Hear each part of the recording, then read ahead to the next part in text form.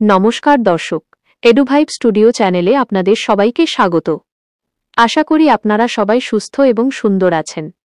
আজ আমরা এমন এক অবিস্মরণীয় অনুপ্রেরণার গল্প শুনতে চলেছি, যা শুধু বাঙালির ইতিহাস নয়, বরং গোটা বিশ্বের ভাষিক অধিকার ও ন্যায় প্রতিষ্ঠার ইতিহাসে এক জ্বলন্ত নক্ষত্র হয়ে আজও জ্বলজ্বল করছে। আমরা এমন একটি অধ্যায় নিয়ে আলোচনা করব, যা প্রমাণ করে শিক্ষাই হোক বা সংস্কৃতি, নিজের অস্তিত্ব রক্ষার জন্য সাধারণ মানুষ সর্বোচ্চ ত্যাগ স্বীকার করতেও পিছপা হয় না। আজ আমরা দেখব আসামের বুকে বাংলা ভাষা কিভাবে রক্ত দিয়ে তার অধিকার প্রতিষ্ঠা করেছিল, শিলচরের সেই মহান আত্মত্যাগের উপাখ্যান। বরাক উপত্যকা, কাছাড়, করিমগঞ্জ, হাইলাকান্দি বাংলা ভাষাভাষী মানুষের বসতি। আমাদের ভাষা, সাহিত্য ও সংস্কৃতি এই জনপদের হৃদস্পন্দন। ব্রিটিশ শাসনামলে দীর্ঘকাল ধরে এই অঞ্চলে বাংলাই ছিল শিক্ষা ও প্রশাসনের প্রধান বাহন। কিন্তু ১৯৪৭ সালে দেশভাগের পর থেকেই শুরু হয় এক নতুন লড়াই, নিজের ভিটেও নিজের ভাষা রক্ষার লড়াই। স্বাধীন ভারতে যখন ভাষিক সংখ্যালঘুদের অধিকার সুরক্ষিত থাকার কথা, ঠিক তখনই আসাম সরকার সংকীর্ণ জাতীয়তাবাদের ভিত্তিতে কেবল অসমীয়া ভাষাকেই রাজ্যের একমাত্র সরকারি ভাষা হিসেবে চাপিয়ে দেওয়ার উদ্যোগ নেয়। এই ভয়ঙ্কর সিদ্ধান্তকে আইনি রূপ দেওয়া হয় আসাম ল্যাঙ্গুয়েজ অ্যাক্ট ১৯৬০ এর মাধ্যমে। এটি ছিল লক্ষ লক্ষ বাংলাভাষীর আত্মপরিচয় ও অস্তিত্বের ওপর সরাসরি আঘাত, যা বাঙালির আত্মাকে চরমভাবে আহত করে।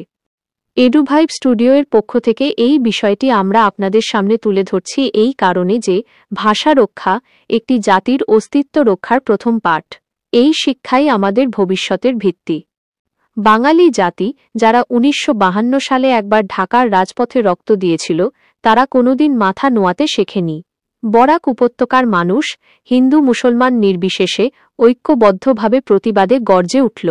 গঠন হল কাছাড় গণসংগ্রাম পরিষদ।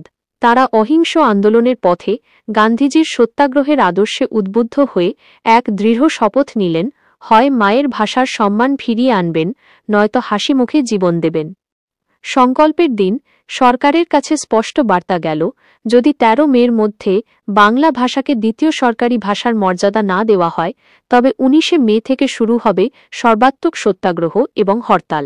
নেতাদের গ্রেপ্তার, আন্দোলন দমাতে সরকার ১৮ মে রাতেই আন্দোলনের শীর্ষ নেতাদের গ্রেপ্তার করে।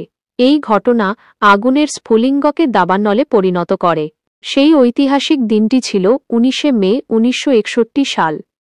ভোর থেকেই শিলচর রেল স্টেশনের প্ল্যাটফর্ম হাজার হাজার নিরস্ত্র সত্যাগ্রহী জনতায় ভরে ওঠে। সকলের হাতে প্ল্যাকার্ড, মুখে মাতৃভাষার জয়গান। তারা শান্তিপূর্ণভাবে রেল অবরোধ করে বসেছিলেন। উদ্দেশ্য ছিল একটাই, অহিংস প্রতিবাদের মাধ্যমে সরকারের চোখ খুলে দেওয়া। কিন্তু নির্মম রাষ্ট্রশক্তি সেদিন ধৈর্যের সীমা অতিক্রম করে। বেলা ২:৩০ নাগাদ কোনোরকম প্ররোচনা ছাড়াই পুলিশ ও আসাম রাইফেলসের বাহিনী নিরস্ত্র ভিড়ের ওপর নির্বিচারে গুলি চালায়। মাত্র ৭ মিনিটের মধ্যে মাতৃভাষা বাংলার জন্য ১১টি তাজা প্রাণ মাটিতে লুটিয়ে পড়ল।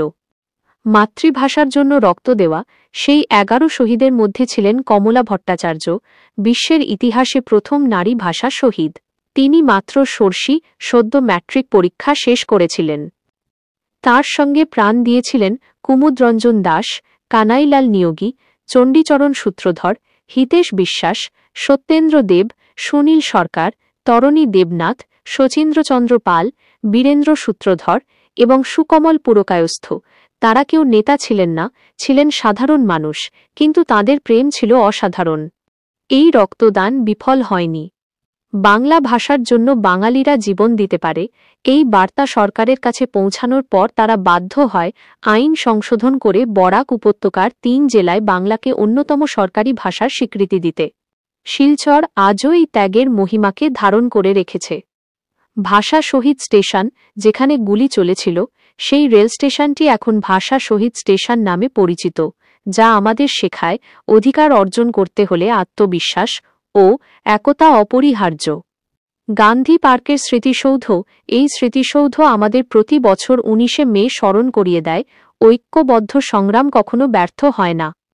এই ইতিহাস আমাদের শেখায়, জীবনের প্রতিটি ক্ষেত্রে, সে শিক্ষা হোক বা সমাজ, নিজের শেকড়কে ভুলে যাওয়া উচিত নয়। ভাষাই আমাদের পরিচয়, আমাদের প্রেরণা এবং আমাদের ঐক্যের প্রতীক। যখনই কোনো অন্যায় বা আগ্রাসন আসে, তখনই এই শহীদদের আত্মত্যাগ আমাদের মনে করিয়ে দেয়, ন্যায্য অধিকারের জন্য সর্বোচ্চ ত্যাগ স্বীকার করাই জীবনের শ্রেষ্ঠ অনুপ্রেরণা। আপনারা যারা এডুভাইব স্টুডিওতে এই দীর্ঘ এবং অনুপ্রেরণামূলক ইতিহাসটি এত মনোযোগ সহকারে শুনলেন, আপনাদের অসংখ্য ধন্যবাদ। মাতৃভাষার প্রতি আমাদের সকলের এই গভীর প্রেমই বাঙালি জাতিকে বারবার নতুন করে পথ চলতে শেখায়। অনুপ্রেরণামূলক এমন আরও শিক্ষামূলক ইতিহাস ও জীবনবোধের গল্প জানতে চোখ রাখুন আমাদের চ্যানেল এডুভাইব স্টুডিওতে। ভালো থাকুন, ভাষার প্রতি শ্রদ্ধাশীল থাকুন এবং জয় বাংলা।